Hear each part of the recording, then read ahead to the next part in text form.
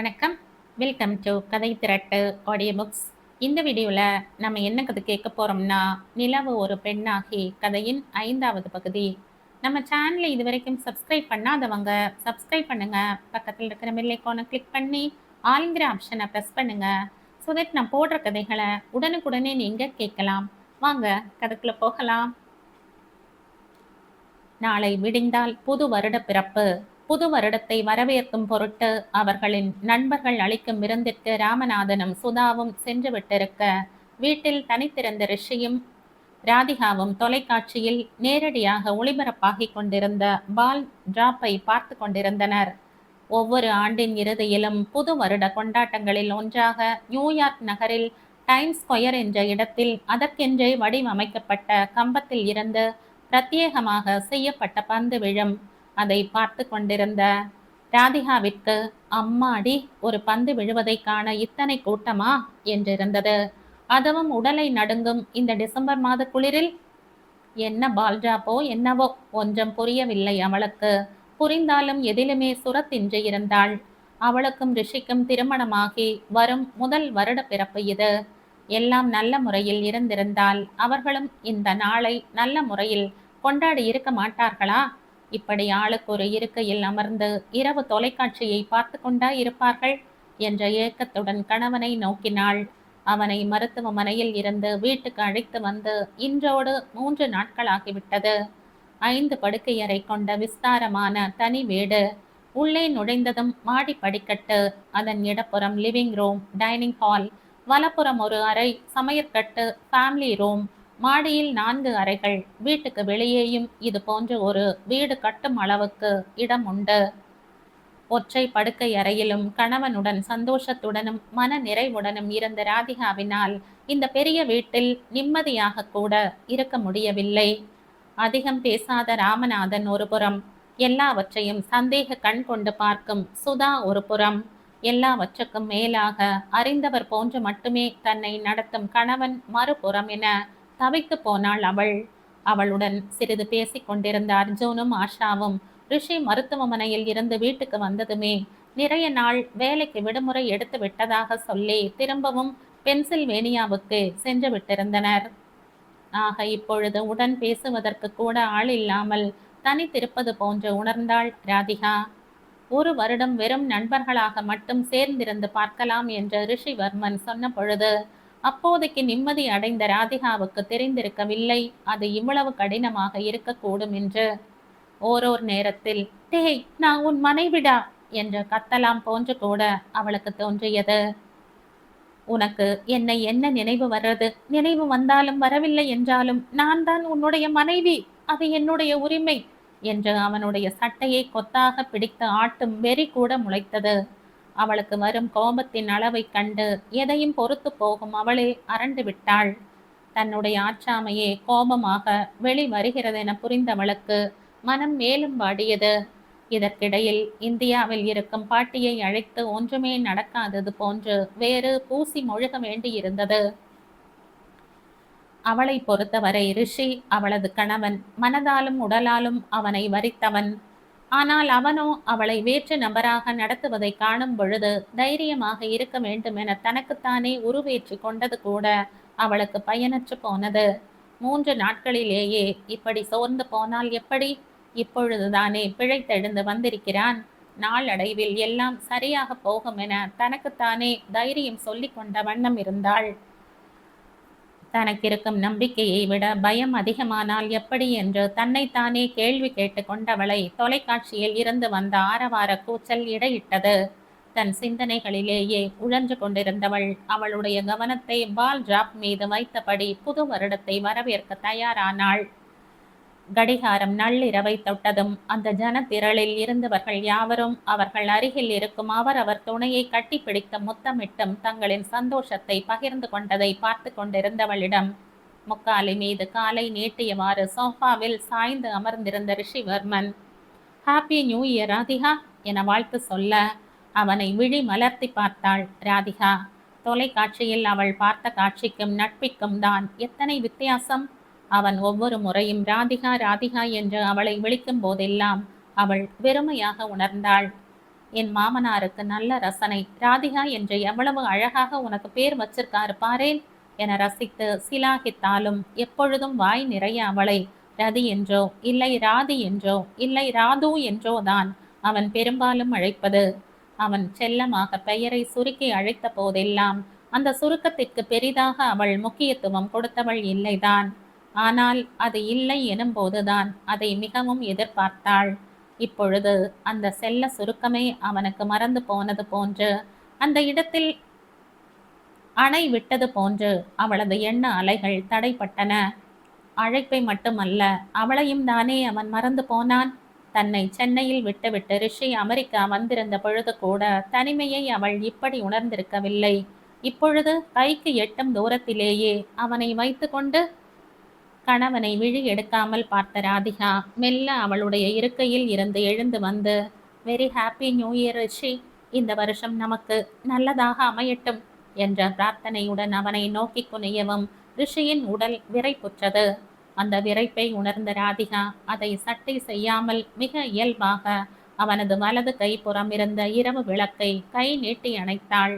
மீண்டும் ஒரு முறை வாழ்த்து சொல்லிய பின் அவனுக்கு எதுவும் வேண்டுமா என விசாரித்துவிட்டு படுக்கையில் விழுந்தவளின் கண் ஓரங்கள் கரித்து கொண்டு வர ரிஷிவர்மனிடம் கூறிய பிரார்த்தனையையே திரும்ப தனக்குத்தானே அழுத்தி சொல்லி கொண்டாள். நம் எண்ணங்களுக்கே பெரிய சக்தி இருப்பதாக நம்பியவன் அவளது ரிஷிவர்மன். அது உண்மையானால் அவளது கணவனை அவளிடமே கட்டாயம் திரும்ப கொண்டு வந்து சேர்க்கும். அதையே திரும்ப திரும்ப தனக்குத்தானே உரு போட்டு கொண்டவளின் மனதில் நம்பிக்கையின் ஒளி பாய்ந்தது போன்று இருந்தது. ஒரு கழித்து படுத்து கொண்டிருந்த ராதிகாவை பார்த்தவனுக்கும் அவளை எண்ணி தர்ம சங்கடமாய்த்தான் இருந்தது. அவள் தன் அருகே நெருங்கி வந்த பொழுது அவனையும் மீறி அவனுடைய உடல் விரைத்தது அவனுடைய தவறு அன்று. இருப்பினும் அவளுக்கு தவறு இழைத்தது போன்று தவித்து போனான். ஒரு பெண்ணை, அதுவும் மனைவி என்று வந்தவளை ரொம்பவும் காயப்படுத்துகிறோமோ என்ற குற்ற உணர்வு அவனை வெகுவாக தாக்கியது. ஆனால் அவள் என்றே தோன்றவில்லையே. அப்படி இருக்கும் பொழுது எப்படி? தலையை அழுந்த கோத சென்றவனின் கரங்களில் சொர சொரவென மண்டை படவும் அறுவை சிகிச்சைக்காக தலை மழிக்கப்பட்டிருந்தது நினைவு வர மகா வெறுப்பாக வந்தது அவனுக்கு. கோபத்தில் முக்காலி மீது வைத்திருந்த காலை ஓங்கி ஒரு உதைவிட போனவன் எங்கே அந்த சத்தத்தில் படுத்திருந்த ராதிகா எழுந்து விடுவாளோ என அமைதி காத்தான். திரும்பி ராதிகாவை பார்த்தவனுக்கு தனக்கு மனமாகி விட்டது என்பதையே இன்னமும் நம்ப முடியவில்லை. அப்படி மனமானது கூட நினைவின்றி மனைவி என்று வந்தவளையும் அவனுக்கு சற்றும் அடையாளம் தெரியவில்லை என்பதனையும் அவனால் ஜீரணிக்க முடியவில்லை. நிஜமாகவே எனக்கு திருமணமாகி விட்டதா? இவள்தான் என் மனைவியா? மனைவி என்று இருப்பவளை எப்படி மறந்து போனேன்? எப்படி மறக்க முடியும்? அப்பொழுது ஆழ் மனதில் பதியும் அளவிற்கு அவர்களின் உறவு இல்லையா? எங்களின் உறவு எப்படிப்பட்டது? அறிவு பூர்வமானதா இல்லை உணர்வு பூர்வமானதா? மேலோட்டமானதா இல்லை அந்யோன்யமானதா என்று நினைவு கூற முயற்சித்தவனின் தலை வலிக்க ஆரம்பிக்க பல்லை கடித்து வலியை பொறுத்து கொண்டவன் அதை மறக்க ராதிகாவை உற்று நோக்கலானான். அவனது தந்தைக்கும் சித்திக்கும் தம்பிக்கும் எப்படியோ ரிஷி தங்களிடம் திரும்ப வந்து விட்டான். அவனுக்கு தங்களை நினைவு இருக்கிறது என்பதிலேயே மட்டற்ற மகிழ்ச்சி என்பதை அவன் உணர்ந்தே இருந்தான். ஐயோ பாவமே என அவனுக்காக வருத்தப்பட்டவர்களால் செய்ய முடிந்ததும் அது மட்டுமே. அழுதாலும் புரண்டாலும் அவரின் வலியை அவர்தானே பொறுத்தோ சகித்தோ போக வேண்டும். மனைவியாக வந்தவளோ எதையோ இழந்தது போன்றே இந்த 2-3 நாட்களாக வளைய வந்து கொண்டிருந்தாள். அவள் தன்னுடன் பேச துடிப்பதும் இயல்பாக இருக்க தவிப்பதும் அவனுக்கும் தெரிந்தே இருந்தாலும் செய்வதறியாது தவித்தான் அவன். மனைவி என்ற உரிமையுடன் ஒருத்தி, ஆனால் அவளிடம் எந்தவித உரிமையும் எடுத்துக்கொள்ள தூண்டாத அந்நியத்தனம் அவனிடம். உரிமை இல்லாத இடத்தில் எப்படி இயல்பாக பழக முடியும்? அவள் என்ற உரிமையே அவனுக்கு தோன்றாத பட்சத்தில் அவள் என்ன செய்ய போகிறாள்? அவன் சொன்ன மாதிரி 1 வருடம் மட்டுமே உடன் இருந்து பார்க்க போகிறாளா? 1 வருடமான பிறகும் ஒருவேளை நினைவு வரவில்லை என்றால் இது தன்னையும் அவனையும் எவ்வளவு பாதிக்கப் போகிறது? இன்று போய் நாளை வா என்பது மாதிரி இந்த வருடம் நினைவுக்கு வரவில்லை என்றால் அடுத்த வருடம் என்று காலத்தை கடன் வாங்க போகிறானா? இல்லை, இதெல்லாம் அவன் வாழ்வில் ஒத்து வர வாய்ப்பில்லை என்று அவளிடமிருந்து விவாகரத்து பெற்றுக்கொள்ளப் போகிறானா? இல்லை காலப்போக்கில் உரிமையும் உறவும் வந்து சேருமா?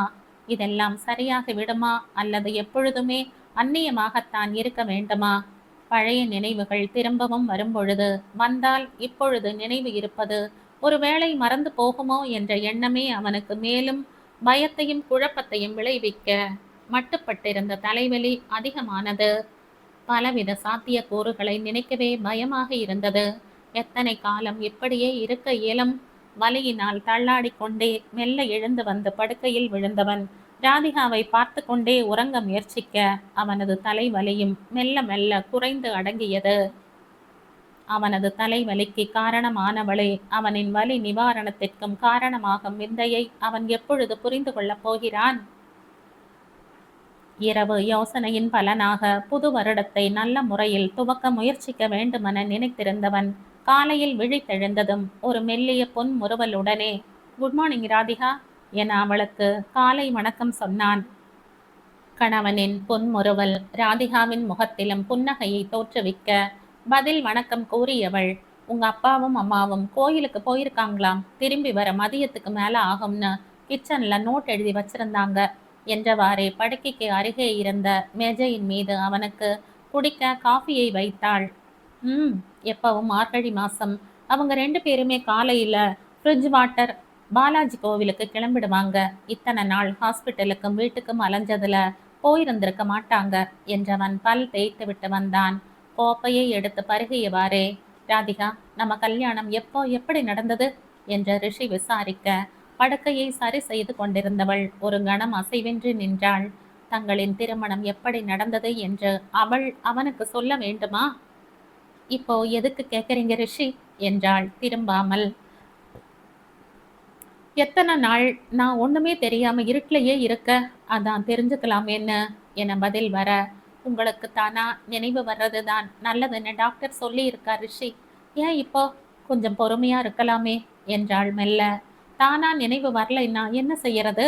அவளுடைய பயத்தையே அவன் வாய் வார்த்தையாக கேட்டவளுக்கு என்ன பதில் சொல்ல என தெரியவில்லை. அந்த பயம் அவளுக்குமே இருந்ததே, ஆனால் கூடவே காதலும் சொல்லி தெரிவதில்லையே என்றும் தோன்றியது.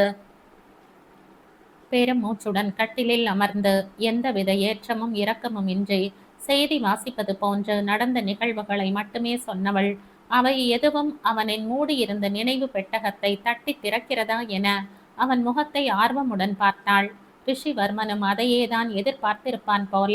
அவனின் முகமும் ஏமாற்றத்தை தான் காட்டியது. உங்க வீட்டுல யார் யாரெல்லாம் இருக்காங்க? அம்மா அப்பா என விடாமல் அவன் மேலும் துருவ உதட்டை கடித்து கொண்டவள், பாட்டி மட்டும்தான் இப்ப இருக்காங்க. அவங்களுக்கு காலில் அடிபட்டு இருக்கிறதுங்கிறதுனால நீங்க மட்டும் அர்ஜுன் கல்யாணத்துக்கு கிளம்பி வந்தீங்க என்றும் சேர்ந்து சொன்னாள். அவள் கூறியவற்றை அசை போட்டவன் அடுத்து கேள்வி கேட்க வாயை திறக்க இதற்கு மேல் தன்னால் தாழ முடியாது என்று உணர்ந்தவள், இன்னைக்கு இது போதும் ரிஷி, இன்னமும் நீங்க சொன்ன 1 வருஷ காலம் மிச்சம் இருக்கு. வீணா யோசிச்சு தலைவலியை இழுத்துக்காதீங்க. அடிக்கடி தலைவலி வர்றது நல்லதில்ல. மெல்ல மெல்ல நினைவு வரட்டும், வரலைன்னா அதை அப்புறம் பார்க்கலாம் என்று முடித்தாள். அவள் முகத்தை பார்த்தவனுக்கு என்ன தோன்றியதோ அவனும் அதற்கு மேல் அவளை வற்புறுத்தவில்லை.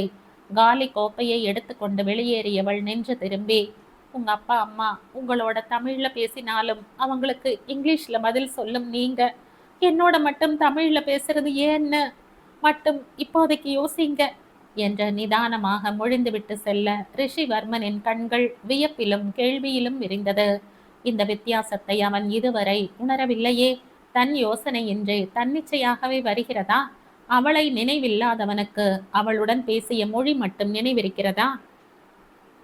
அவனே அறியாமல் வேறு என்னென்னவோ அவனுக்கு நினைவிருக்கிறதோ யார் அறிவார்? மூளையின் பல்லாயிரக்கணக்கான சுருக்கங்களில் என்னவெல்லாம் புதைந்திருக்கிறதோ அது எப்பொழுது வெளிவருமோ? தன் தாய் தந்தையினரிடம் ஒரு மொழியிலும் அவளிடம் வேறு மொழியிலும் தான் பேசுவதாக ராதிகா சொல்லிவிட்டு சென்றதையே அசை போட்டு கொண்டிருந்த ரிஷிவர்மனுக்கு இன்னமும் வியப்பில் இருந்து மீள முடியவில்லை. நான் ராதிகாவிடம் பேசும் மொழி தானாக தன் நினைவின்றி வருவது போன்று மற்றவைகளையும் தாமாக வருமா?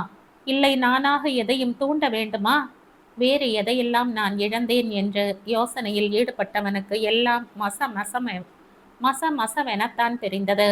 நெற்றி பொட்டை தேய்த்து விட்டபடி கண்களை அழுந்த மூடிக்கொண்டவனின் செவிகளில் ராதிகா அவளது பாட்டியுடன் பேசிக் கொண்டிருந்த தொலைபேசி பேச்சு காதில் விழ மறுமுனையில் என்ன பேசினார்கள் என்பதை இவளது பேச்சிலேயே யூகிக்க முடிந்தது. புத்தாண்டின் நல்வாழ்த்துக்கள் பாட்டி. நான் நல்லா இருக்கேன். ரிஷி நல்லா இருக்கார். உங்களுக்கு கால் எப்படி இருக்கு? நீங்க எப்படி இருக்கீங்க? ஒழுங்கா செக்கப்புக்கு போயிட்டு வாங்க. இங்க ரிஷிக்கு நிறைய வேலை இருக்கு பாட்டி. அதனால இப்போதைக்கு அங்க நாங்க வரல. ரிஷி ஹாஸ்பிட்டலில் இருந்து வந்ததுமே அர்ஜுனும் ஆஷாவும் பென்சில்வேனியாவுக்கு கிளம்பிட்டாங்க. அர்ஜுன் இங்க வேலையை மாத்தி வர இன்னமும் 6 மாசமாவது ஆகுமாம். பென்சில்வேனியா போறதுக்கு இங்கிருந்து ஒரு 4-5 மணி நேரம் ஆகும்னு சொல்லிட்டு இருந்தாங்க பாட்டி. ரிஷி நல்லா பார்த்துக்கிறார். வீட்டில் எல்லாரும் ரொம்ப நல்ல மாதிரி தான். கலன்னு பேசுவாங்க.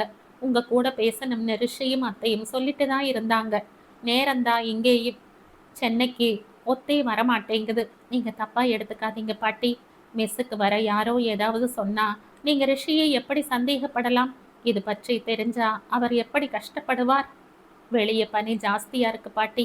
வாகனம் போறதுக்கு இடைஞ்சல் இல்லாம கொட்டும் பனியை அப்படியே சாலை ஓரத்துல குவியலா குவிச்சு வச்சுக்கிட்டே இருக்காங்க. நம்ம வீட்டு முன்னாடி விழுந்திருக்கிற பனியை நாம தான் எடுத்து போடணும். சரியா ட்ரெஸ் செய்துக்காம வெளியே போனா அப்படியே வரைச்சிடும். அதனாலேயே ரிஷி வெளியில கூப்பிட்டா கூட நான் போறதே இல்லை. நேத்து கூட இங்க புத்தாண்டு கொண்டாட்டத்தை பார்க்கறதுக்கு அத்தை மாமா எல்லாம் நியூயார்க் வரைக்கும் போயிட்டு வரலாம்னு கூப்பிட்டாங்க. ஆனா நான் தான் குளிருக்கு பயந்துட்டு வேணாம்னு சொல்லிட்டேன். நான் வரலைன்னதும் ரிஷியும் என் கூடவே இருந்துட்டார். டிவியில தான் அந்த கொண்டாட்டத்தை எல்லாம் பார்த்துட்டு இருந்தோம். நான் சந்தோஷமா இருக்கேன் பாட்டி. என்னை பத்தி நீங்க எதுவும் கவலைப்பட வேண்டாம். நான் நேரம் கிடைக்கும் போது பேசுறேன். ஆ சரி சரி, அவரையும் கேட்டதான் சொல்றேன். வச்சுடுறேன். பேச்சை முடித்து ரிசீவரை அதன் இடத்தில் பொருத்தியவள் கண்களை அழுந்த மூடி நெற்றி பொட்டை தேய்த்து விட்டு கொண்டாள். தனக்கிருக்கும் ஒரே ஆதரவான பாட்டியிடம் கூட உண்மை நிலவரத்தை சொல்லி ஆறுதல் அடைய அவள் விரும்பவில்லை. அப்படி அவள் பாரத்தை இறக்கி வைக்க முயற்சித்தால் அதை அவரால் பாட்டியால் தாங்கிக் கொள்ளவே முடியாது என்பதை அவள் நன்கு அறிவாள். மெஸ்ஸுக்கு வருபவர் யாரோ ஒருவர், வெளிநாட்டு மாப்பிள்ளை பல பேர் ஏமாற்று பேர் வழிகள். உங்கள் பேத்தியை கல்யாணம் செய்தவனை விசாரிச்சிங்களா? ஆளரவமே காணோமே என்ற பாட்டியிடம் கொளுத்திவிட்டு போனதற்கே கலக்கத்துடன் பேசுகிறார் பாட்டி. இதில் அவள் எங்கிருந்து விபத்து மறதி என்பதை பற்றியெல்லாம் சொல்வது? அவனது அறை வாயிலில் இருந்து ராதிகாவையே இமைக்காமல் பார்த்து கொண்டிருந்த ரிஷிவர்மன் அவளது பாதி பேச்சிலேயே தன் வேலைகளை விட்டுவிட்டு வந்து விட்டிருந்தாலும் ராதிகாவை தொந்தரவு செய்யாமல் சற்று தள்ளியே நின்று அவளை கவனித்து கொண்டிருந்தான். அவள் தன்னிடம் பேசிய இந்த 2-3 நாட்களில் இதுவரையில் அவள் எந்தவித உணர்ச்சியையும் காட்டியதில்லை. ஒரு எல்லை கோட்டுக்கு அப்பாலேயே தன்னை நிறுத்தி வைத்திருப்பது போல உணர்வான் அவன். தான் அவளிடமிருந்து விலகி இருக்கும் பொழுது அவள் மட்டும் அவன் மேலா விழுந்து பழக முடியும்? இப்பொழுது பாட்டியிடம் பேசும் பொழுது ராதிகாவின் உற்சாகமான வாழ்த்தும் அன்பான விசாரிப்பும் தான் அவனை ஈர்த்தது. அவள் பேசும் ஒவ்வொரு வரியிலும் ரிஷி ரிஷி என்று அவனை மையப்படுத்தி அவனை விட்டு கொடுக்காமல் தாங்கி பேசிக் கொண்டிருக்கிறாள். ஆனால் நான் மிகவும் சுயநலமாய் நடந்து கொள்கிறோமோ என்ற குற்ற உணர்ச்சி ரிஷிக்கு மிகுந்தது. ராதிகா குறிப்பிட்டது போல அவளிடம் வீட்டில் உள்ளவர்கள் யாரும் கலகலப்பாக அப்படி கூட சொல்ல முடியாது, சுமூகமாக கூட பேசுவதில்லை என்பதை அறிந்தவன்தான் அவன். புகுந்த வீட்டினரை பற்றி குற்றம் குறை கண்டுபிடித்து அழுது புலம்பாமல் அவளை சந்தோஷமாய் வைத்திருப்பதாக காட்டிக்கொண்டு பேசுவதில் ராதிகா பெருந்தன்மையாக நடந்து கொள்வதாக ரிஷிக்கு பட்டதோடு முன்பை விட அவனிடத்தில் சின்னதொரு நெருக்கம் உருவானதாக தோன்றியது அவளுக்கு. பேசி முடித்ததும் ஆயாசமாக அமர்ந்தவளின் அருகில் சென்றவன் ராதிகாவுக்கு குளிர்ந்த நீரை பருக கொடுத்தான். திடீரென்று தன் அருகில் அரவம் கேட்டு திடுக்கிட்டவள் ரிஷியை கண்டதும் சின்னதொரு முறுவலில் தன் வேதனையை மறைத்து கொண்டு நீரை வாங்கி பருகினாள். பாட்டி நல்லா இருக்காங்களா என்று ரிஷி கேட்டதை ஆச்சரியத்தோடு பார்த்தவள் நல்லா இருக்காங்க என்றாள் உற்சாகமாக. வெளியே எங்கேயாவது போயிட்டு வரலாமா ராதிகா? ஏதாவது வேலை இருக்கா என ரிஷி வினவ அவன் அப்படி கேட்டதில் மகிழ்ச்சி பிறந்தாலும் இந்த குளிரிலா என்று கேட்டு ஜன்னல் வழியாக வெளியே தெரிந்த பனி மழையை கண்டு கலக்கமுற்றாள். ஜாக்கெட் போட்டுக்கலாம், ஒன்றும் பிரச்சனை இல்லை என்று அவன் சர்வ சாதாரணமாக சொல்ல ராதிகாவிற்கு இப்பொழுதே நடுங்கியது. நீங்க வெளியே போகலாம்னு எதுக்கும் டாக்டர் கிட்ட ஒரு வார்த்தை கேட்டுக்கலாமா?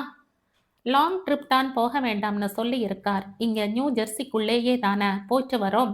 ஒன்றும் பிரச்சனை இல்ல என்று விட்டு தயாராவதற்கு கிளம்பினான். அந்த நேரத்தில் சுதாவும் ராமநாதனும் கோவிலுக்கு சென்று வீட்டுக்கு திரும்ப, நாங்க வெளியே போயிட்டு வரோம்ப்பா என்று அறிவித்தான் ரிஷிவர்மன். சுதா, நல்லதான், முடிஞ்சா கோவிலுக்கு போயிட்டு வாங்க ரிஷி, பெருமாளுக்கு நல்ல அலங்காரம் செய்திருக்காங்க என்று மகனிடம் சொல்லிவிட்டு, ராதிகா என் கூட வா, என்னிடம் இருக்கிற புடவை நகைகள்ல ஏதாவது உனக்கு பிடிச்சிருந்தா எடுத்துக்கோ என்றபடி அவளை தன்னுடன் அழைத்து சென்றார். மரியாதைக்காக அவரது பேச்சிற்கு கட்டுப்பட்டு அவரது பின்னே சென்றாலும் சுதாவுக்கு எந்த விதமான சங்கடத்தையும் தராமல் எதுவும் வேண்டாம் என்று மறுத்துவிட்டு தன்னிடம் இருந்த எளிமையான உடைகளில் ஒன்றை தேர்ந்தெடுத்து உடுத்தி கொண்டாள். அடுத்த சில நிமிடங்களில் தயாராகி கிளம்பி வந்த ரிஷி ராதிகாவை கண்டதும், ஹே, என்ன ஸ்வெட்டர் மட்டும் போட்டுட்டு வெளியே கிளம்புற, ஜாக்கெட் எங்க என்றான். இல்ல, சென்னையில இருந்து ஸ்வெட்டர் மட்டும் தான் கொண்டு வந்தேன், ஜாக்கெட் எல்லாம் வாங்க நேரமும் இல்ல, அந்த யோசனையும் இல்ல. ஹாஸ்பிட்டலுக்கு வந்த போதும் இப்படியேவா வந்த என்று ஆச்சரியப்பட்டவனுக்கு ராதிகாவின் அப்பொழுதைய மனநிலையை புரிந்து கொள்ளவும் முடிந்தது. ராதிகாவும் அதே விளக்கத்தை தான் தந்தாள்.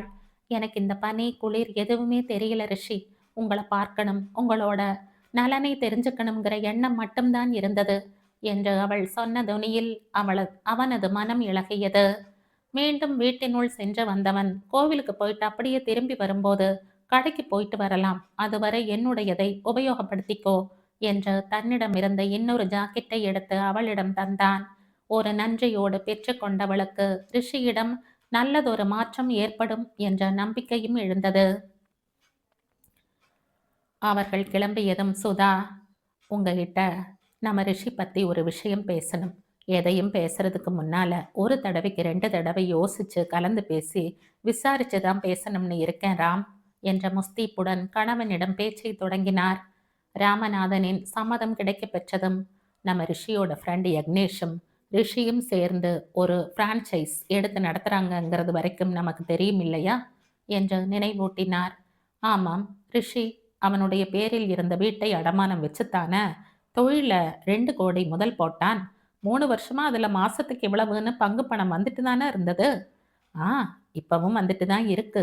ஆனா 1ல் 2 பங்குக்கு இல்லை, 3ல் ஒரு பகுதிக்குத்தான் பங்கு பணம் வருது. அப்படின்னா அவன் ஒரு பகுதி மூலதனத்தை நம்ம ரிஷிக்கு திருப்பி கொடுத்துட்டானா என கேட்டவர் நம்ப முடியாமல் மனைவியை ஏறிட்டார். ஆமோதிப்பாக தலையசைத்த சுதா, 1 கோடியை திருப்பி கொடுத்திருந்தால் ரிஷிக்கு இருக்கும் மார்ட்கேஜை இந்நேரம் அடைச்சிருப்பானே, அந்த லோன் முடியலைன்னு எனக்கு தெரியுமேப்பா என்று யக்னேஷிடமே கேட்டேன் ராம் என்றவர் கணவர் விஷயத்தை கிரகித்து கொள்ள சின்னதொரு இடைவெளி கொடுத்தார். சொல்றதுக்கு சங்கடப்பட்டு கொஞ்சம் தயக்கத்தோடு தான் யக்னேஷே சொன்னான். அந்த தொகையை நம்ம ரிஷி ராதிகாவுக்காகத்தான் செலவு செய்தானாம். ராதிகாவும் அவன் பாட்டியும் சேர்ந்து ஒரு மெஸ் நடத்திட்டு வராங்களாம். அதை விரிவுபடுத்தவும் பிரபலப்படுத்தவும் அந்த தொகை உதவி இருக்குன்னு சொன்னான். ஓ என்றவரின் நெற்றியில் யோசனையின் விளைவாக முடிச்சுக்கள் விழுந்தன. இதை பத்தி ரிஷிகிட்டையோ உங்ககிட்டயோ பேசுறதுக்கு முன்னால யக்னேஷ் சொன்னது உண்மையான தெரிஞ்சுக்க என் சித்தப்பாவை விட்டு விசாரிக்க சொன்னேன். அவரும் ரிஷியை தேடினது மாதிரி இல்லாம நம்பகமா விசாரிச்சு தான் உறுதிப்படுத்தினார். ரிஷிதான் முன்னாடி நின்று அங்க விஸ்தரிப்பு வேலையெல்லாம் கவனிச்சுக்கிட்டானாம். இந்த 1 வருஷத்துல கல்யாண சமையல் மெஸ் அங்க நல்ல பிரபலமாகி இருக்கு. வெப்சைட், டோக்கன்னு பிஸ்னஸ் நல்லபடியா பிக்கப் ஆகியிருக்குன்னு சொன்னார்.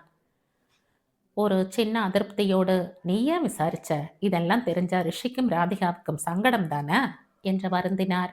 என்ன செய்ய சொல்றீங்க, யக்னேஷி நமக்கு எத்தனை வருஷமா தெரியும், அவன் சொல்றதை நம்பாம இருக்க முடியல, ரிஷியிடமும் கேட்டு தெரிஞ்சுக்க முடியாது. எடுத்த எடுப்பிலேயே அந்த பொண்ணு, சரி அப்படி பார்க்காதீங்க, அந்த பொண்ணு இல்லை, ராதிகா கிட்ட போய் ரிஷி உனக்கு காசு கொடுத்தானா கேட்க முடியும். கல்யாணம்னு ஆன பிறகு அவளும் நம்ம குடும்பத்துல ஒருத்தி தான். அந்த பொண்ணு வாங்குற பணத்தை திருப்பி கொடுக்கணும்னு கூட எதிர்பார்க்கலைங்க. 15 வருஷத்துல கொஞ்சம் கொஞ்சமா அடைக்க வேண்டிய லோனை ரிஷி இப்போ 30 வருஷத்துல அடைக்கணும், அவ்வளவுதான். ஆனா ராதிகா கல்யாணம் ஆகிடுச்சுன்னு சொன்ன மாதிரி இதை பத்தியும் ஒரு வார்த்தை சொல்லி இருக்கலாம் இல்ல. நமக்கு எந்த விஷயமும் தெரிய வேண்டாம்னு தானே அவ எதுவுமே சொல்லல. அவருடைய குரலில் இருந்த வருத்தத்தை உணர்ந்தவர், இதை பெருசு பண்ணாத சுதா, விட்டுடு, நமக்குள்ளேயே இருந்துட்டு போகட்டும், எல்லாத்தையும் உங்ககிட்ட வந்து சொல்லணும்னு எதிர்பார்க்காத என்று சமாதானம் செய்தார். அதில்ல ராம், ரிஷியுடைய ராசியா என்னன்னு தெரியல. ஏற்கனவே அர்ஜுன் வீட்டு விசேஷத்துல ரிஷியுடைய சொத்தை மனசுல வச்சுதான் அந்த பெரியம்மா பொண்ணு கொடுக்கறதா பேச்சு. இப்போ ராதிகாவும் சொத்துக்கு ஆசைப்பட்டு அவனை கல்யாணம் செய்திருக்க கூடாதுன்னு கவலையா இருக்கு. நம்ம ரிஷிக்கு சூதுவாது தெரியாதுங்க. அதனால் தான் மருமகளிடம் மட்டும் படாமலே நடந்துக்கிறையா? உன் கவலை எனக்கு புரியுதும்மா. ராதிகா நல்ல மாதிரின்னு நம்பு. சுதா, எதுக்கு எதிர்மறையா யோசிக்கிற? ரிஷியிடம் இந்த விஷயத்தை சொல்லி வைக்கிறது நல்லதுன்னு தோணுது. ராதிகா கிட்ட ரிஷியை தனியா விட்டுட்டு போறதுக்கு பயமா இருக்கு. இதுக்காகத்தான் அர்ஜுனும் ஆஷாவும் நம்மை பென்சில்வேனியாக்கு கூப்பிடும் போதெல்லாம் தள்ளி போட்டுக்கிட்டே இருக்க. ராதிகாவை சந்தேக கண்ணோட்டத்தோடு நீ பார்க்கறதோட பையனிடமும் இதையெல்லாம் சொல்லி அவனிடமும் உன் எண்ணத்தை திணிக்கிறதுக்கு முயற்சி செய்யாத. அவங்களுக்குள்ள நல்ல புரிதல் ஏற்பட்டு அவங்க சேர்வதற்கான சந்தர்ப்பத்தை நாம ஏற்படுத்தி கொடுக்காட்டியும் எதையாவது சொல்லி அவங்கள பிரிச்சுட வேணாம். எதுக்கும் ரிஷியிடம் ஒரு வார்த்தை சொன்னா கவனமா இருப்பான். அவன் ஒன்றும் சின்ன பையன் இல்லை, நல்லது கெட்டது தெரியும். இதை பத்தி நீ எதுவும் பேச வேண்டாம் சுதா, நானே அவங்கிட்ட ஒரு தகவலா சொல்லிக்கிறேன் என்றவர் ஒரு சின்ன யோசனைக்கு பிறகு கொஞ்ச நேரத்துக்கு முன்னாடி ராதிகாவுக்கு புடவை நகைன்னு கூப்பிட்டு போய் காண்பிச்சதெல்லாம் டெஸ்ட் பண்றதுக்கா என தீவிரமான குரலில் வினவினார். கணவன் தன்னுடைய மனதை நன்கு புரிந்து கொண்டிருக்கிறார் என்பதை உணர்ந்த சுதா ஆமோதிப்பாக தலையசைத்துவிட்டு, ஆனா தப்பான நோக்கத்துல செய்யலைங்க என வாக்கு மூலம் தந்தார். தப்பான நோக்கத்தில் இருந்தால் நான் கேட்கும் பொழுது இல்லைன்னு போய் சொல்லி இருப்ப சுதா. ஆனா எனக்குத்தான் கவலையா இருக்கு. ஏற்கனவே ஒரு தடவை தவறான புரிதலினால் வருத்தம் ஏற்பட்டு நமக்கும் ரிஷிக்குமான உறவில் ஒரு சின்ன விரிசல் விழுந்துடுச்சு. அதனால எவ்வளவு கஷ்டப்பட்டோம்னு அனுபவிச்ச நமக்கு நல்லாவே தெரியும். இந்த மாதிரி ராதிகாவை நாம சந்தேகப்படுறோம்னு தெரிஞ்சா எங்க ரிஷிக்கும் நமக்கும் இடையே திரும்பவும் விரிசல் வருமோன்னு நான் கவலைப்படுறேன் சுதா. என்னால் அந்த மாதிரி ஒரு நிலையை இன்னொரு தடவை தாங்கிக்கவே முடியாதுங்க. அதுவும் எனக்கு தெரியும். ஆனா இந்த மாதிரி டெஸ்ட் வச்சுட்டு இருந்தா ரிஷி எப்படி பொறுத்துப்பான் சொல்லு. அதனால நான் ஒரு யோசனை சொல்றேன். நாம 2 பேரும் சில மாதத்துக்கு பென்சில்வேனியாவில் போய் அர்ஜுன் ஆஷா கூட தங்குவோம். அதுதான் நம்ம எல்லாருக்குமே நல்லது என்றார் தீர்மானமாக.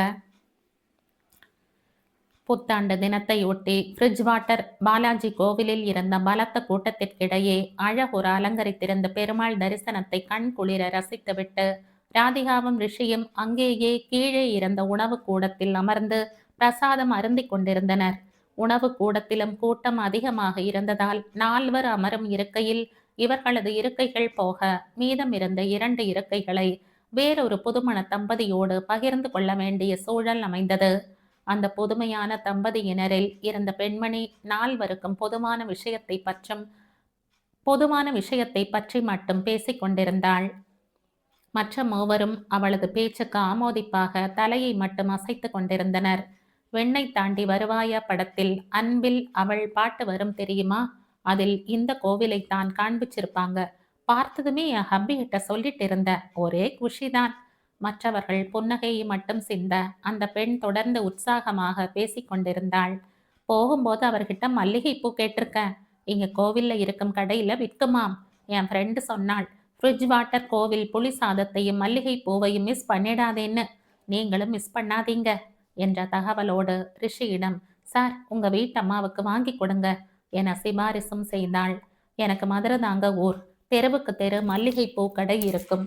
அங்கிருந்த வரையில் பூ வாசம் பழகிட்டதாலோ என்னவோ ரொம்பெல்லாம் ஆசைப்பட்டதில்லை. ஆனா இங்க வந்த பிறகு மல்லிகை பூவை எத்தனை மிஸ் பண்றேன் தெரியுமா? உங்களுக்கு மதுரையா?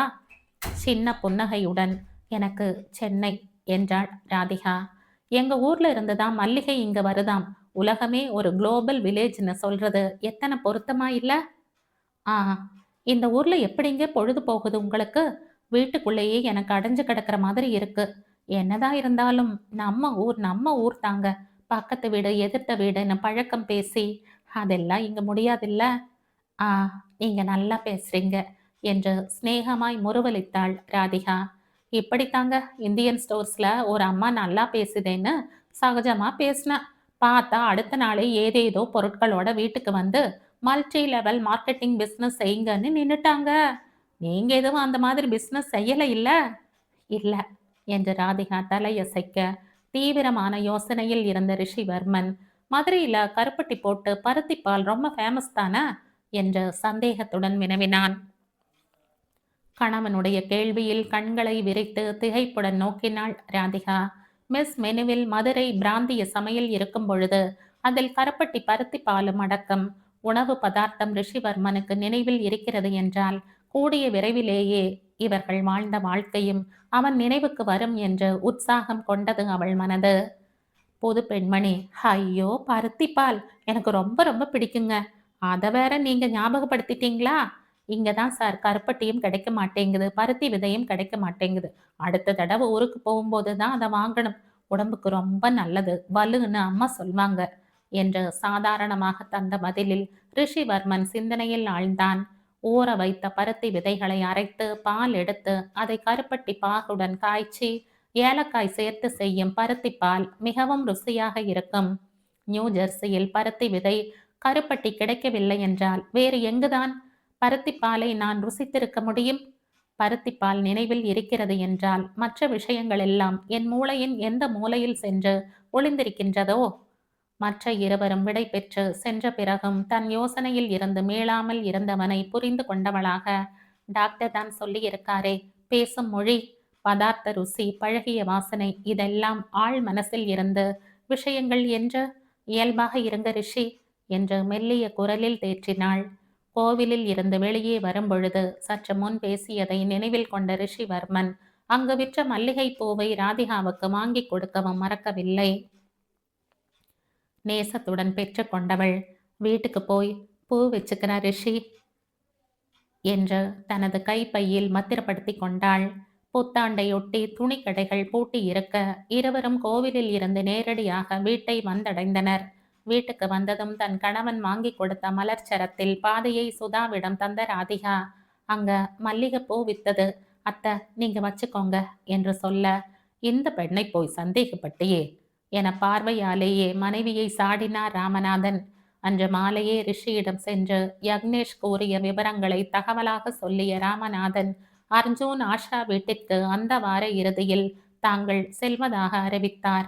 இரவு உறங்க செல்வதற்கு முன்பு பெரியவர்கள் இருவரும் பென்சில்வேனியா செல்வது குறித்து ராதிகாவிடம் பேசிக் கொண்டிருந்த ரிஷி கூடவே மிஸ் விரிவாக்கத்திற்கு நான் உனக்கு எதுவும் பணம் கொடுத்தேனா என்று வினவ, அவனது கேள்வியில் துணுக்குற்றவள், இல்லையே ரிஷி என. உண்மைதானா ராதிகா? இல்லை, இன்றைக்கு காலையில் உன் பாட்டியிடம் பொய் சொன்னது மாதிரியா என திருப்பி கேட்டு அவளை அதிர்ச்சியடைய வைத்தான். காலையில் உன் பாட்டியிடம் பொய் சொன்னது மாதிரியா என்று ரிஷிவர்மன் கேட்டதில் துணுக்குற்ற ராதிகாவுக்கு அவன் என்ன கேட்கிறான், ஏன் அப்படி கேட்கிறான் என்றே புரியவில்லை.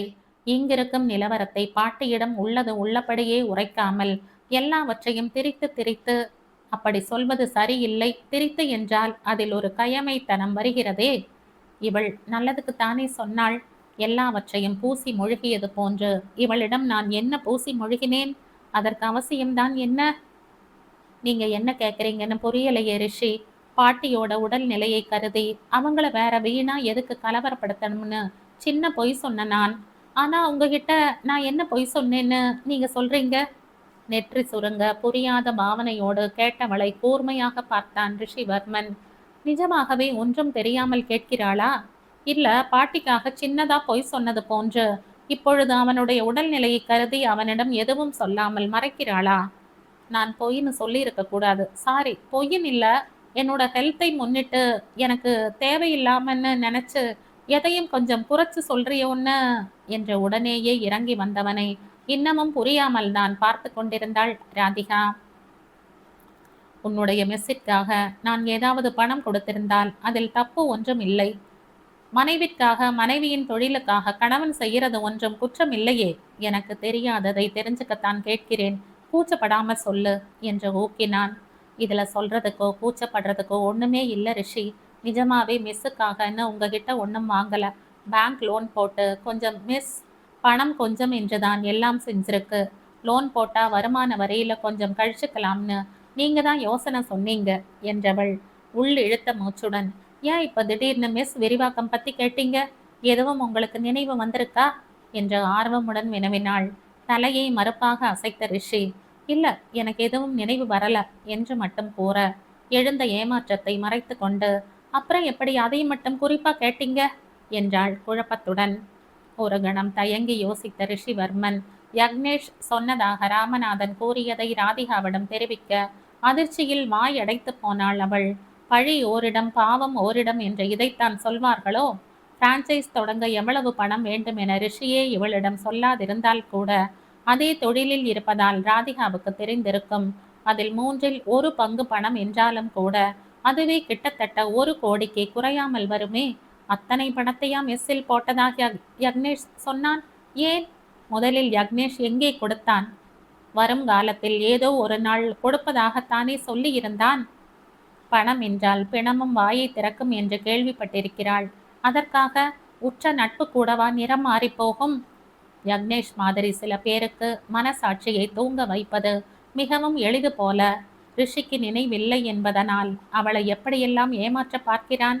அவள் பொய் உரைத்தாளா என கேட்ட கணவன் மீது ராதிகாவுக்கு ஏனோ சற்றும் கோபம் வரவில்லை, மாறாக பரிதாபமே எழுந்தது. இன்றைய நிலையில் ரிஷி ஒரு வெற்று பலகை மாதிரிதானே. யார் அதில் என்ன எழுதுகிறார்களோ அதைத்தானே நிஜம் என்று அவன் நம்புவான். யக்னேஷ் செய்யும் இந்த மித்ர துரோகத்தை பற்றி ரிஷிக்கு தெரிந்தால் அவன் எவ்வளவு வருத்தப்படுவான் என்று கணவனுக்காக வருத்தப்பட்டவளை பற்றித்தான் அவளுடைய கணவனும் நினைத்து கொண்டிருந்தான். ஆனால் சாதகமாக இல்லை. யோசனையுடன் ராதிகாவை பார்த்து கொண்டிருந்தவனுக்கு ஒரே குழப்பமாக இருந்தது. சிறு வயது முதல் பழகிய நண்பனை அவன் நம்புவானா? இல்லை, மனைவி என்று வந்திருப்பவள் சொல்வதை நம்புவாளா? யார் மீதும் குற்றம் சுமத்தவோ பழி போடவோ அவனுக்கு விருப்பம் இல்லைதான். இருந்தாலும் ஒன்றும் கேட்காமலோ சொல்லாமலோ இருப்பதற்கு சம்பந்தப்பட்டது 1 ரூபாய் 2 ரூபாய் இல்லையே. ராதிகாவுடன் திருமணமான இந்த 1 மாதத்திற்குள் 1 கோடியை தூக்கி கொடுக்க முடியுமா? அதுவும் அவளுக்கில்லை, அவளுடைய தொழிலுக்கு. இவளுக்கு கொடுக்கவில்லை என்றால் யக்னேஷ் பொய் சொல்கிறானா? அவனுக்கு பொய் சொல்ல வேண்டிய அவசியம் என்ன? சச்ச, அவன் ஏன் அப்படி சொல்ல போகிறான்? அப்பொழுது ராதிகா உண்மையை சொல்லவில்லையா என ஆரம்பித்த இடத்திலேயே அவனின் யோசனை வந்தடைய எதையும் தீர்மானமாக ரிஷியால் சொல்ல முடியவில்லை. தனக்கு நினைவில்லை என்பதற்காக சின்ன விஷயத்தில் இருந்து பெரிய விவகாரம் வரை மற்றவர் சொல்வதை நம்பும் நிலையில் தான் இருப்பதை நினைத்து அவனுக்கு அவன் மீதே கோபம் எழுந்தது. அதையாவது எல்லோரும் ஒரே மாதிரி உரைத்தால் தேவலாம், ஒவ்வொருவரும் ஒன்று சொன்னால் அவன் யாரை என்று நம்புவது? 3 வருஷத்துக்கு முன்னாடியே நான் செய்தது என்பதால் யக்னேஷ் தொழில் தொடங்க நான் பணம் கொடுத்தது எனக்கு நினைவிருக்கு. ஆனா அவன் பணம் திருப்பி தந்ததோ இல்லை மெஸ்ஸுக்கு நான் அதை கொடுத்ததோ எனக்கு நினைவில்லை என்று கூறியவன் அவளது பார்வையில் முகம் சிவக்க பின்னங்கழுத்தில் கையை கொடுத்து அழுத்தினான். ராதிகாவின் மௌனம் பார்வைக்கு பதில் அளிக்கும் விதமாக, யக்னேஷ் ஒன்று சொல்றான், நீ ஒன்று சொல்ற, எனக்கு ஒரே குழப்பமா இருக்கு என்று சமாளிக்கும் வகையில் சொன்னவன் வேறொன்றும் கூறாமல் படுக்கையில் விழுந்து கண்களை மூடிக்கொண்டான். கண்களை மூடிக்கொண்டானே ஒழிய எண்ணங்கள் விழித்து கொண்டிருந்த ரிஷிவர்மனின் முதுகை பார்த்தவளுக்கு மெல்லிய கோபம் வந்தது. ஆனால் அவளுடைய கோபத்திற்கோ வருத்தத்திற்கோ அவசியம் இல்லை என புரிய அது வந்த வேகத்திலேயே அடங்கியும் போனது. ரிஷியை பொறுத்தவரை ராதிகாவை இந்த 4 நாட்களாகத்தான் அவனுக்கு தெரியும். அப்படி இருக்கும் பொழுது அவளை உடனேயே அவன் நம்ப வேண்டுமென அவள் எதிர்பார்ப்பது அதீதம் அல்லவா? அதுவும் அவளின் பால்ய சிநேகிதன் வார்த்தையை மீறி. ஆக்ஷன் ஸ்பீக் லவுடர் தேன் வேர்ட்ஸ் இல்லையா? இல்லை இல்லை என திரும்ப திரும்ப அவள் வாய்மொழியாக மறுப்பதை விட அவள் செய்கைகளின் மூலம் அவளை அவன் அறிந்து புரிந்து கொள்ள வைக்க வேண்டும். புரிந்து கொள்வான். பென்சில்வேனியாவில் இருக்கும் அர்ஜுனின் வீட்டுக்கு கிளம்பி செல்வதற்கு முதல் நாள் மருமகளை அழைத்த ராமநாதன், ராதிகா இந்தாமா, இதை வாங்கிக்கோ, உனக்கு எங்களோட கல்யாண பரிசு என்ற ஒரு சின்ன பெட்டியை அன்புடன் நீட்டினார். அந்த பெட்டியை பார்த்தாலே அது பிரபல நகை கடையின் உடையது என்று தெள்ள தெளிவாக புரிய அவர் நீட்டியதை வாங்காமல் ஹால் சோஃபாவில் உட்கார்ந்திருந்த ரிஷியை பார்த்தாள். சுதா, அவனை எதுக்கு பார்க்குற? உங்க கல்யாணம் இங்க நடந்திருந்தா இப்போ ஆஷாக்கு கொடுத்தது மாதிரி உனக்கும் சபையில வச்சே கொடுத்திருப்போம். அதுக்குத்தான் எங்களுக்கு கொடுப்பினை இல்லையே என்று சொல்ல அவரை கண்டனத்துடன் நோக்கினார் ராமநாதன். புது வருஷம் அன்னைக்கு நீங்க கோவிலுக்கு போகும் பொழுது கூட உங்க அம்மா போட்டுக்கு சொல்லி கொடுத்ததை ராதிகா வாங்கிக்கலை. ரிஷி வேண்டாம்னு நாசுக்கா மறுத்துட்டாள்.